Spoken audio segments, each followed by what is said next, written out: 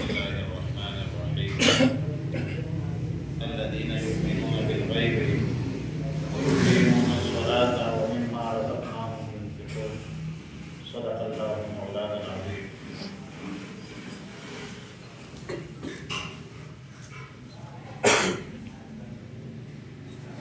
بہت زیادہ شکریہ کہ آج آپ حضرات نے مجھے دعوت دی اور افاد نے بتایا کہ آج ہماری لہاری کا ختم ظاہر ہے کہ عقیدہ تحاوی عقائد کے حوالے سے تحویلیت کے حامل کتاب امام طحاوی رحمہ اللہ الباری کا پورا نام ہے ابو جعفر احمد بن محمد بن سلامہ اور کشف الظنون معجم البلدان اور خاص کر علامہ جلال الدین سیوطی رحمہ اللہ الباری اللب اللباب کی تحریر الانصاب میں لکھتے ہیں کہ امام ابو جعفر احمد بن محمد الطحاوی یمنی تھا، ارض قبیلے سے تعلق رکھتا تھا اور حجری تھا۔ امام طحاوی رحمۃ اللہ علیہ بنیادی طور پر یمن کا رہنے والا تھا اور طحاوی اسی لیے کہتے ہیں کہ طحا مصر میں ایک جگہ کا تھا۔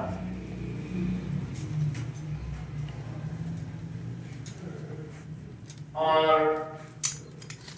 اہل تاریخ لکھتے ہیں کہ یہ چند 10-12 گھروں پر مشتمل ایک آبادی ہے اور اسی نسبت سے امام طحاوی کو طحاوی کہتے ہیں۔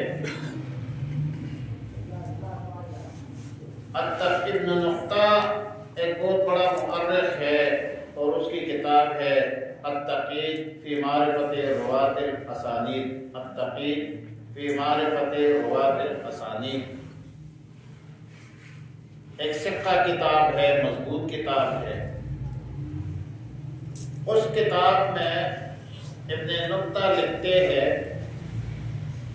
کہ امام طحاوی رحمۃ اللہ علیہ بیک وقت محدث، مفسر، فقیہ اور صوفی تھے، مؤرخ بھی تھے اور انساب میں بھی بہت ماہر تھے۔ یہاں تک کہ ابو عبیدہ نے ایک جگہ نسب میں غلطی کی تھی تو اس غلطی پر باقاعدہ طور پر اس نے اس کا مواخذہ کیا اور باقاعدہ کتاب لکھا ہے۔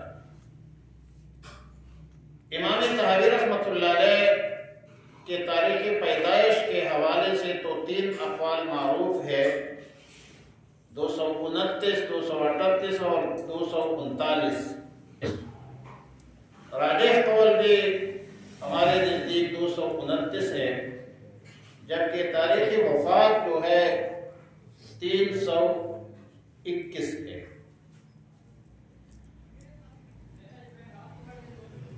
امام طحاوی رحمۃ اللہ علیہ کے مشائخ کی تعداد اتنی زیادہ ہے کہ عبدالعزیز التمیمی نے باقاعدہ طور پر اس پر کتاب لکھی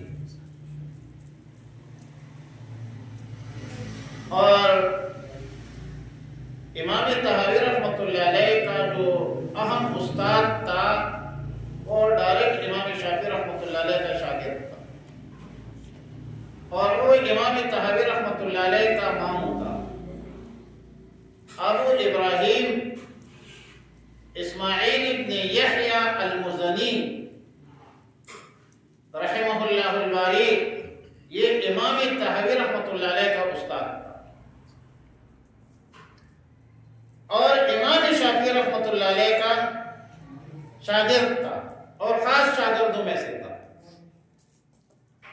اور امام ابو حنیفہ رحمۃ اللہ علیہ کا مقلد امام طحاوی ہے، جبکہ استاد کیا تھا؟ شافعی تھا۔ ماموں جو تھا ابو ابراہیم اسماعیل ابن یحییٰ المدنی، وہ شافعی ہے اور امام شافعی رحمۃ اللہ علیہ کا شاگرد ہے، خاص شاگرد ہے، جبکہ امام طحاوی رحمۃ اللہ علیہ سخت قسم کا حنفی ہے۔ اور یہ جو عقائد کی کتاب آپ حضرات نے ختم کی ہے وہ مبارک ہو۔ اس کا پورا نام جو ہے بیان عقائد اہل سنت والجماعہ علی مذہب ملت الفقہاء الحنفیہ والانصار، اور امام قاضی ابو یوسف اور امام محمد کے نام اس میں شامل ہے۔ امام طحاوی رحمۃ اللہ علیہ جیسا کہ تفسیر کا امام ہے اور ناسخ و منسوخ میں اس کا قول معتبر ہے، اور بذات خود بھی منتصب ہے، بذات خود بھی مجتہد ہے، بلکہ اگر آپ دیکھ لیں تو شرح معانی الآثار جس کو دور حدیث میں پڑھایا جاتا ہے، وہاں ہمارے لیے یہ مستدل ہوتی ہے، ہم استدلال کرتے ہیں، وہاں وہ قول الطحاوی، وہذا قول الطحاوی، طحاوی کا یہ قول ہے۔ عجیب ایک امام ابو حنیفہ رحمۃ اللہ علیہ کے کتاب کے حوالے سے میں نے اپنے استاد سے پوچھا، اور میرا استاد جو تھا وہ مصر کا شافعی تھا، اب بھی زندہ ہے، ڈاکٹر ربیع نام ہے، دامت برکاتہ، عمان میں۔ میں نے ان سے پوچھا کہ امام طحاوی رحمۃ اللہ علیہ نے جس کتاب کا حوالہ دیا ہے مجھے وہ کتاب چاہیے۔ انہوں نے یہ جو علامہ جار اللہ زمخشری تفسیر کشاف جس کو کہتے ہیں، یہ اس نے لکھا ہے، لیکن آپ کو یاد ہے، معلوم ہے کہ امام جار اللہ زمخشری نے ایک کتاب لکھا ہے قلائد الدرر والاحیان علی مناقب ابی حنیفہ النعمان۔ قلائد ہار کو کہتے ہیں جو پہنا جاتا ہے، درر موتیوں کو کہتے ہیں۔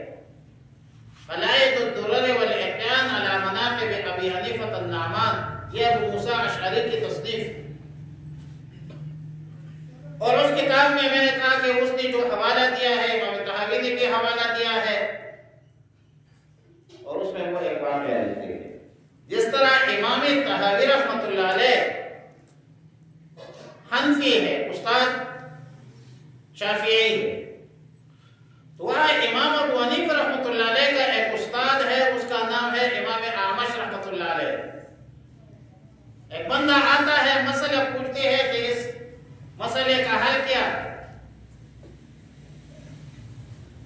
امام اعمش فرماتے ہیں کہ مجھے تو پتہ نہیں ہے، اذا الى اصحاب ابی حنیفہ الغراء رحمہ اللہ تعالی، ابو حنیفہ رحمۃ اللہ علیہ کے مجلس میں چلے جاؤ، ان کے اصحاب امام ظفر، امام قاضی ابو یوسف، امام محمد الشیبانی کے پاس چلے جاؤ، ان کو مسئلہ بتاتے ہیں امام ابو حنیفہ، بذات خود بتاتے ہیں، اور پھر واپسی پر امام اعمش اس سے پوچھتے ہیں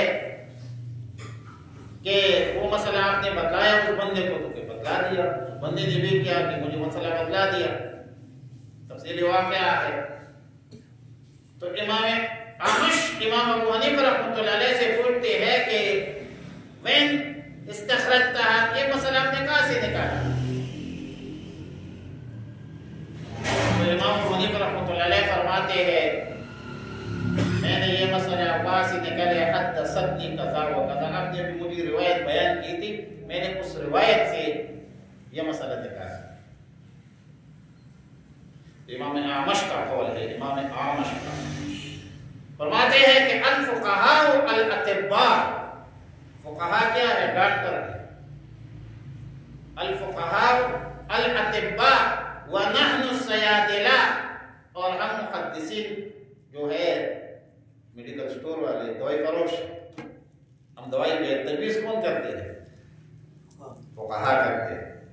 امام ترمذی رحمۃ اللہ علیہ کتاب غسل میں ایک جگہ لکھتے آج ہم نے پڑھا ہے کل پرسوں، کہ وہ کہتے ہیں کہ وَهَذَا قَوْلُ الْفُقَهَاءِ وَهُمْ أَعْلَمُ بِمَعَانِي الْحَدِيثِ، یہ فقہا کا قول ہے کتاب الغسل میں، کہ یہ فقہا کا قول ہے، اور فقہا احادیث کی معانی کو کون جانتے ہیں؟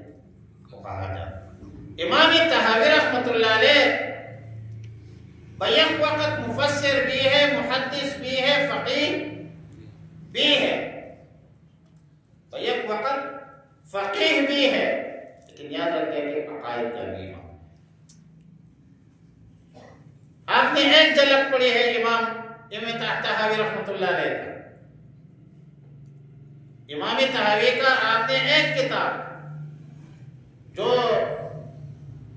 عقیدہ طحاویہ اور یہ عقائد اہل سنت والجماعت پر مشتمل ہے۔ اب عقائد کے حوالے سے انہوں نے توحید، یعنی 4 چیزوں کو انہوں نے شامل کیا ہے، اور اصول بھی یہی ہے۔ اصولی طور پر توحید، رسالت، بعث بعد الموت، توحید، رسالت اور بعث بعد الموت، یہ ایمانیات میں سے۔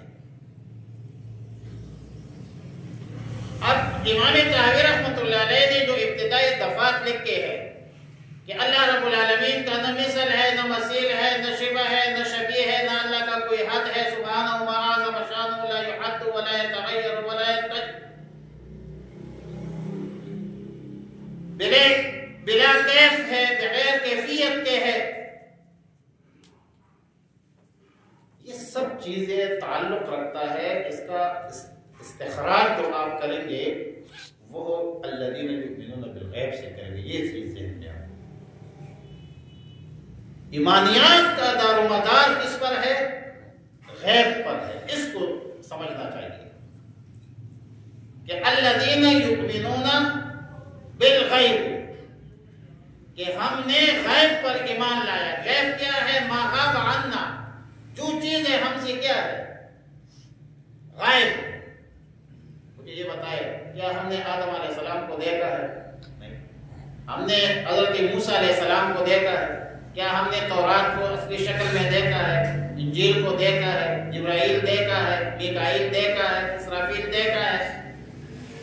کیا ہم نے شعیب علیہ السلام، انبیاء علیہ السلام ہم نے دیکھے ہے؟ ہم نے جنت دوزخ دیکھا ہے؟ نہیں۔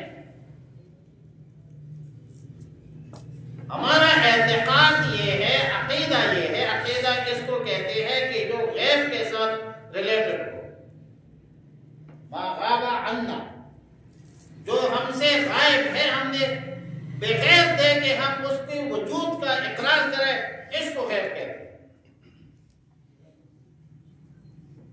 بغیر دلیل کے، اعتقاد اور اذعان کی بنیاد پر ہم تسلیم کریں کہ النار حق والصراط حق، عذاب القبر حق، اور پھر ہم اقرار کریں، یہ تصدیق ہوا دل۔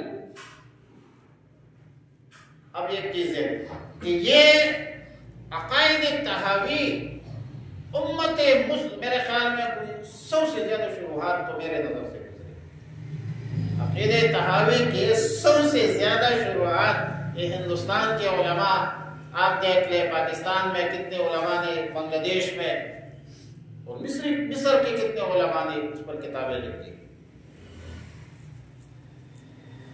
اور پھر اس میں جو مباحث کی ہے،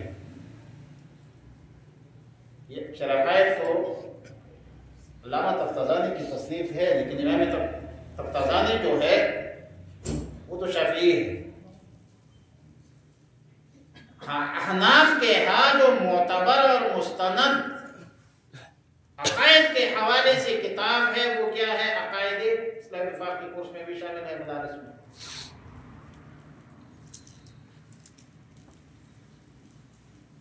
جس طرح فقہ نام ہے الشق الفتح کا کہ قرآن اور سنت سے استنباط استخراج کہ نکالنے کا نام ہے، عقائد کو اسی نہج پہ امام طحاوی رحمۃ اللہ علیہ نے قرآن و سنت سے اس کا استخراج استنباط کر کے مرتب کر کے امت کے سامنے پیش کیا. کوئی معمولی کام نہیں ہے، کوئی آسان کام نہیں ہے. لوگوں کو توحید سکھایا ہے، رسالت. اور جب آپ اس اصول کو سمجھیں گے، توحید، رسالت اور بعد الموت، اللہ کے ذات اور صفات میں کوئی شریک صحیح نہیں ہے، یہ توحید ہے. تمام انبیاء 1,24,000 انبیاء علیہ السلام پر ہمارا ایمان ہے. رسول اللہ صلی اللہ علیہ وسلم خاتم النبی. تمام کتابیں برحق ہے، لیکن آخر کتاب رسول اللہ صلی اللہ علیہ وسلم کا دائمی معجزہ، اور جس میں دنیا کے کوئی طاقت کسی قسم کی ترمیم تحریف نہیں کر سکتے، وہ قرآن کریم. امام طحاوی رحمۃ اللہ علیہ کا کمال کیا ہے؟ اس نے کیا کمال کیا ہے؟ اس نے قرآن و سنت کو سامنے رکھ کر فقہ اور تصوف کی امتزاج کو جمع کر کے ایک کتاب منظر عام پر لایا ہے. اس کا نام ہے عقائد طحاوی. اب میں جو بات کہنا چاہتا ہوں کہ ہمارے یہاں مستند اور معتبر کتاب کیوں ہے؟ خوراکی طبقے میں، خانقاہ میں یا دیگر خانقاہوں میں اس کو پڑھایا کیوں جاتا ہے، یا مدارس میں کیوں پڑھایا جاتا ہے، یا ہم اپنے بچوں کو پرانے زمانے سے کیوں گھروں میں پڑھاتے ہیں؟ اس کی اہمیت کو سمجھو کہ عقیدے کا تعلق، ایمان کا تعلق دل سے ہے.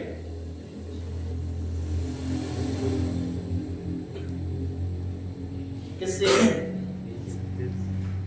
ایمان کا محل دماغ نہیں ہے، ہاتھ نہیں ہے، پاؤں نہیں ہے. ایمان کا محل کیا ہے؟ دل ہے. اور اس لیے رسول اللہ صلی اللہ علیہ وسلم نے فرمایا کہ ان فی جسدک مضغۃ اذا صلحت صلح الجسد. آپ کے جسم میں ایک لوتھڑا ہے، وہ ٹھیک ہو جائے تو پورا جسم، اور وہ خراب ہو گیا تو سب کچھ خراب. الا وہی القلب. وہ کیا ہے؟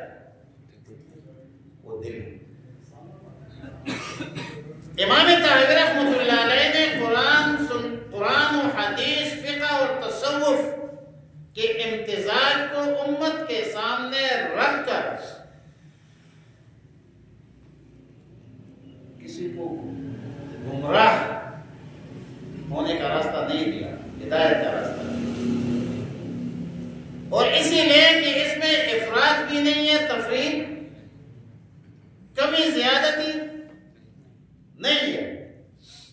اب ایک بندہ ہے، اس پر توحید غالب ہے تو پھر وہ تصوف سے خالی ہے. جو اس پر تصوف غالب ہے، قرآن و سنت سے وہ ہے، تو وہ پھر صوفی ہے، محض ہے، صوفی محض ہے. امام طحاوی رحمۃ اللہ علیہ نے قرآن، حدیث، چونکہ شرح معانی الاثار بھی ایک حدیث کی کتاب ہے، معتبر مستند کتاب ہے. پھر فقہ میں المغنی کا شرح اس نے لکھا ہے. پھر تصوف میں قرآن کریم کے ناسخ و منسوخ پر اس کا کتاب موجود ہے، احکام الناسخ والمنسوخ. یار بڑے پتہ نہیں میں کیا بات کر رہا تھا، وہ بات میرے ذہن سے نکل کے ڈاکٹر ربیع کے ساتھ میرا مکالمہ ہوا تھا، میں اپنے استاد کے ساتھ. تو امام طحاوی رحمۃ اللہ علیہ نے یہ جو کتاب آپ لوگوں نے پڑھا ہے، اس کو آپ غور سے اگر اس کا کیا کہتے ہیں بنظر غائب گہرے نظر سے اگر آپ اس کو دیکھ لیں تو یہ قرآن حدیث فقہ اور تصوف تینوں کا امتزاج ہے۔ تو ایمان کا تعلق کس سے ہے؟ دل سے۔ الذین یؤمنون بالغیب، الذین یؤمنون بالغیب۔ اب غیب وہ ہے ما غاب عنا، جو ہم سے کیا ہے؟ غائب۔ ہم نے اور پھر جو چیزیں ہم سے غائب ہے اس پر، جو چیزیں آپ کے سامنے ہیں اس کو مشاہدہ کہتے ہیں، یاد رکھو۔ یہ گلاس میرے سامنے ہے، یہ میرے مشاہدے میں ہے۔ جو چیزیں میرے دیکھنے کی طاقت نہیں ہے وہ موت کے بعد دیکھے جائیں گے، یا جو امم سابقہ ہے اس پر ایمان رکھنا غیر ہے۔ لیکن اس کا تعلق کس سے ہے؟ دل سے۔ اس کا تعلق، غیب کا تعلق کس سے ہے؟ ایمان کا تعلق دل سے۔ غیب کا تعلق ایمان سے ہے، ایمان کا تعلق دل سے۔ کہ دل نام، ایمان نام ہے اقرار باللسان و تصدیق بالقلب۔ اقرار باللسان و تصدیق بالقلب۔ اب یہاں پر آپ دیکھ لیں کہ امام طحاوی رحمۃ اللہ علیہ امت یا عقائد اہل سنت والجماعت کی ترجمانی کرتے ہوئے اعمال ایمان میں داخل، اعمال ایمان میں داخل نہیں۔ اب جو اعمال کو ایمان کا جز قرار دیتے ہیں، حصہ قرار دیتے ہیں، تو معمولی گناہوں پر وہ اس کو کیا کرتے ہیں؟ قرار کرتے ہیں۔ اللہ، آپ کو یہ میرے بات سمجھ آئے؟ لہذا مرتکب کبیرہ مسلمان ہے یا کافر ہے؟ خوارج کا مذہب ہے کہ مسلمان، اور معتزلہ جو واصل ابن عطا کے مقلدین ہیں، وهم سموا انفسهم اصحاب العدل والتوحید، وہ منزلہ بین المنزلتین کے قائل ہے، انہیں اس کو مسلمان سمجھتے ہیں اور نہ کافر سمجھتے ہیں۔ اب ظاہر ہے کہ ایمان کی جو تعریف امت کی نزدیک ہے، امام طحاوی رحمۃ اللہ علیہ نے آسان لفظوں میں امت کو سمجھایا۔ جمہور امت کے نزدیک ایمان کیا ہے؟ اقرار باللسان و تصدیق۔ اعمال ایمان میں داخل نہیں ہے، متممات اور مکملات ایمان ضرور ہے۔ سب سمجھ آئے گا؟ اعمال ایمان میں داخل نہیں ہے، لیکن متممات اور مکملات ضرور۔ اور ایمان کا محل کیا ہے؟ دل۔ لہذا صوفیہ زیادہ تر محنت کس پر کرتے ہیں؟ دل پر۔ صوفیہ ضرب لگاتے ہیں، وہ دل کے لگاتے ہیں۔ تو آپ حضرات کا بھی میرے باتیں تو ختم نہیں ہوگی، لمبی باتیں ہو جائیں گی۔ ایک شروع کرتا ہوں، دوسرا ختم کرتا ہوں، دوسرا مقام خراب ہو جائے گا۔ تو میں ان الفاظ پر اتفاق کرتا ہوں۔ اللہ تعالیٰ آپ لوگوں کو یہ کتاب کی افادیت مبارک کرے گا۔ سوال کر سکتے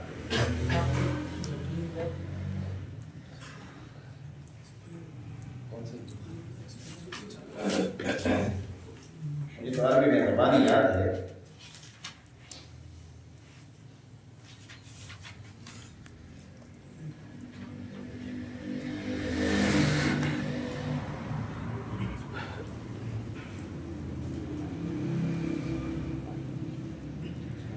اچھا، دین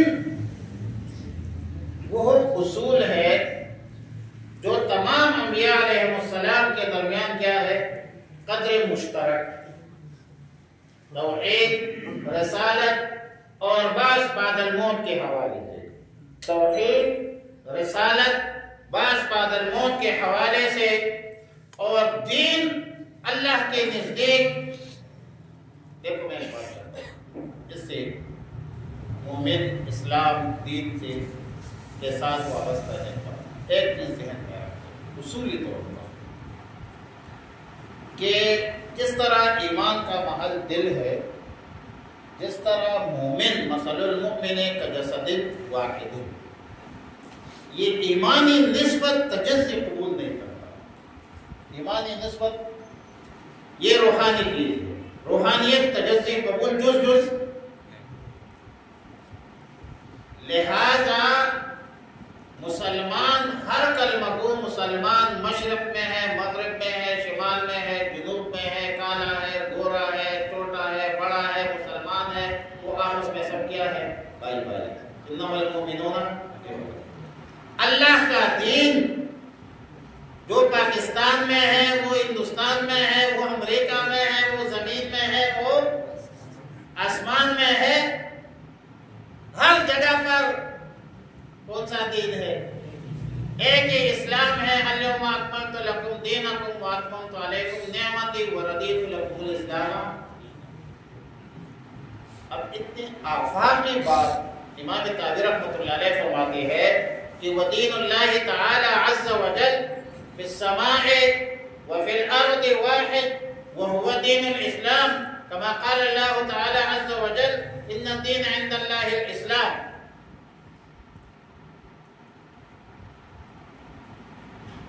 اسلام دین اسلام وہ کیا ہے؟ ایک اللہ ایک ہے، قرآن ایک ہے، نبی آخر الزمان ایک اور جہت کو دے۔ قرآن یہ ایک گفتگو ہو رہی تھی تو یہ عرب میں بھی بہت سارے عجیب قسم کے لوگ ہوتے ہیں۔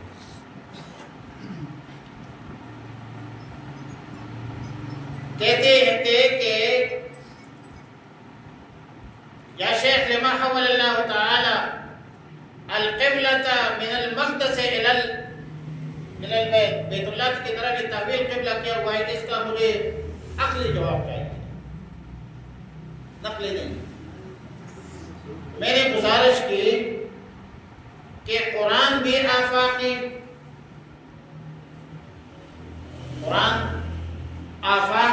شہر رمضان الذی انزل فیہ القرآن ھدی للناس، رسول اللہ صلی اللہ علیہ وسلم بھی آفاقی، وما ارسلناک الا رحمۃ للعالمین، یہ امت بھی آفاقی، کنتم خیر امت اخرجت، لہذا قبلہ بھی کیا ہونا چاہیے تھا؟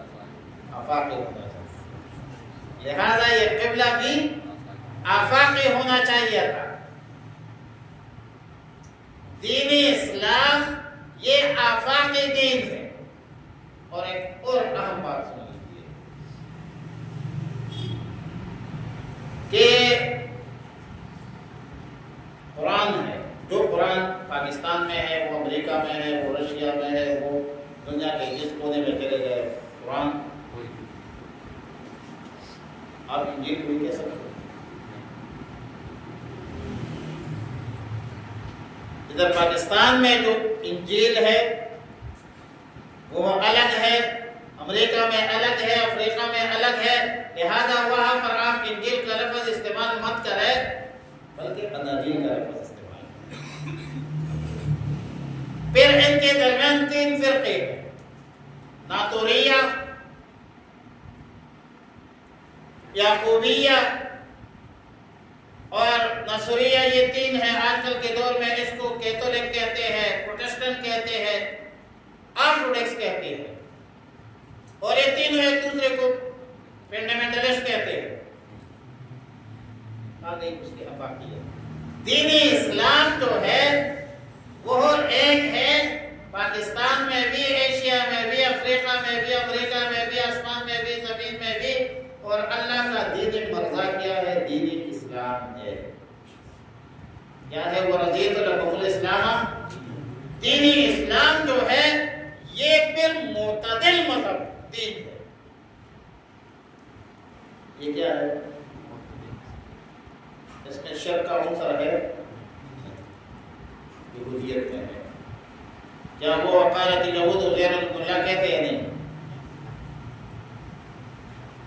کیا نصارہ عیسیٰ ابن اللہ کہتے ہیں یا نہیں؟ اچھا، معتدل کا میں ایک اور معنی کرتا ہوں، سیاسی معنی کرتا ہوں. ہم بہت چھوٹے تھے کہ اس کتاب کو اپنی زبان میں یاد کیا تھا کہ دین الاسلام واحد و دین الاسلام المعتدل. مجھے یہ بتائے کہ ایمانیات کے حوالے سے اور موجودہ حالات کے حوالے سے مغرب ہمیں تنگ نظر کہتے ہیں یا نہیں؟ کہتے ہیں؟ آپ بتائیں کہتے ہیں یا نہیں کہتے؟ اور میرا حال یہ ہے کہ میں تمام کتابوں کو مانتا ہوں، تورات بھی مانتا ہوں، انجیل بھی مانتا ہوں. میں تو کہتا ہوں آمنت باللہ و ملائکتہ و کتبہ و رسلہ والیوم الآخر. تمام کتابوں کو مانتا ہوں، تمام رسولوں کو مانتا ہوں، تمام فرشتوں کو مانتا ہوں. کیا یہودی جبرائیل علیہ السلام کو فرشتہ مانتے ہیں؟ وہ تو کہتے ہیں ہمارا دشمن ہے. قل من کان عدوا لجبریل فإنه نزل على قلبه. کیا یہودی عیسیٰ علیہ السلام کو پیغمبر مانتے ہیں؟ میں تو مانتا ہوں. میرے نزدیک تو جتنا رسول اللہ صلی اللہ علیہ وسلم کا عظمت ہے، احترام ہے، میرے تو عیسیٰ علیہ السلام بھی میرے سر کے تاج ہے، موسیٰ علیہ السلام بھی میرے سر کے تاج ہے. میں تمام انبیاء، اب میں جو تمام انبیاء کو مانتا ہوں، میں کیسے تنگ نظر ہوا اور تو کیسے وسیع نظر ہوا؟ میں تمام کتابوں کو مانتا ہوں. عجیب منطق ہے، مجھے کہتے ہیں کہ یہ تنگ نظر ہے اور اپنے آپ کو میں کیسے تنگ نظر ہوں یار؟ میں تو تمام کتابوں کو مانتا ہوں، تمام فرشتوں کو مانتا ہوں. آپ کو میرے ساتھ مان لو.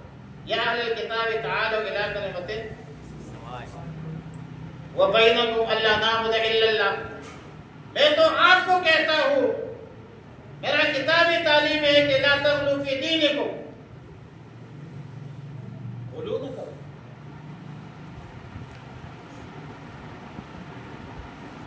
غلو اور نقص اور تعطیل اور یہ جبر قدر سے دین اسلام مبرہ ہے، منزہ ہے. میں اس کا قائل ہوں. میں تو کہتا ہوں یہ امت جس طرح دین اسلام معتدل ہے، اس کی امت بھی کیا ہے؟ وسطاً لتکونوا شہداء علی الناس. کیا یہ امت معتدل امت نہیں ہے؟ یہ خیر امت نہیں ہے؟ کیا بروز قیامت لتکونوا شہداء علی الناس کے اصل تفسیر تو یہ ہے کہ بروز قیامت نوح علیہ السلام کے قوم اپنا مقدمہ دائر کرے گی کہ نوح علیہ السلام نے ہمیں تبلیغ نہیں کی. نوح علیہ السلام فرمائیں گے میں نے تبلیغ کی ہے. اللہ رب العالمین فرمائیں تو میزان عدل ہوگا، گواہ پیش کرو. امت محمدی کو پیش کیا جائے. قوم نوح ایبجیکشن کریں گے کہ وہ تو ہمارے خود بعد میں آئی ہوئی حکومت ہے، یہ کیسے گواہی کرتے ہیں؟ تو پھر امت محمدی سے پوچھا جائے گا کہ آپ کیسے شہادت دے رہے ہیں؟ امت محمدی فرمائیں گے یا رب العالمین آپ نے ایک حق سچ کتاب بھیجا تھا اور اس کتاب میں ایک خبر صادق، ایک مخبر صادق کے ذریعے ہمیں خبر ملی تھی کہ حضرت نوح علیہ السلام نے اپنے قوم کو تبلیغ کی تھی.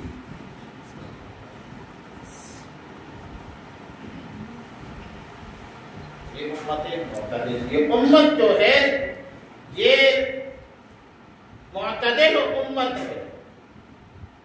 اتنا اعتدال ہے کہ میرے ایمان میں بھی اعتدال ہے.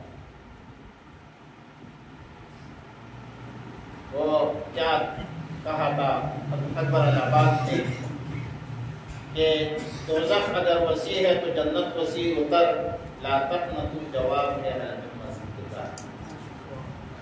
ہم تو خوف بین الخوف والامن، نا امیدی اور امید کے بیچ میں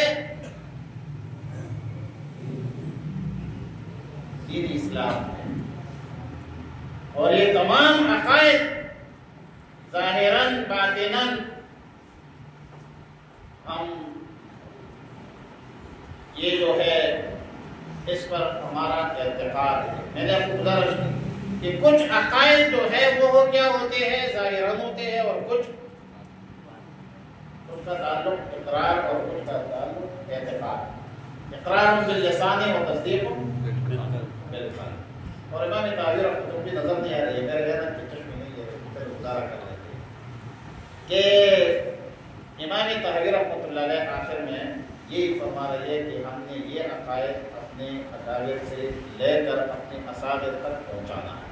یہ وعدہ کرتے ہیں یہ عقائد یہ معیار ہے، اس ترازو ہے، اس ترازو کو جان لو اور اپنے دوستوں کو، اپنے رشتہ داروں کو، اپنے بچوں کو یہ عقائد پہنچانا یہ ہمارا کام ہے.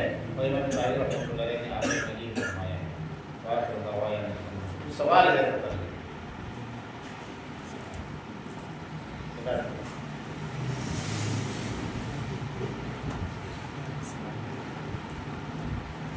کسی کا کوئی سوال ہے میرے گفتگو کے حوالے سے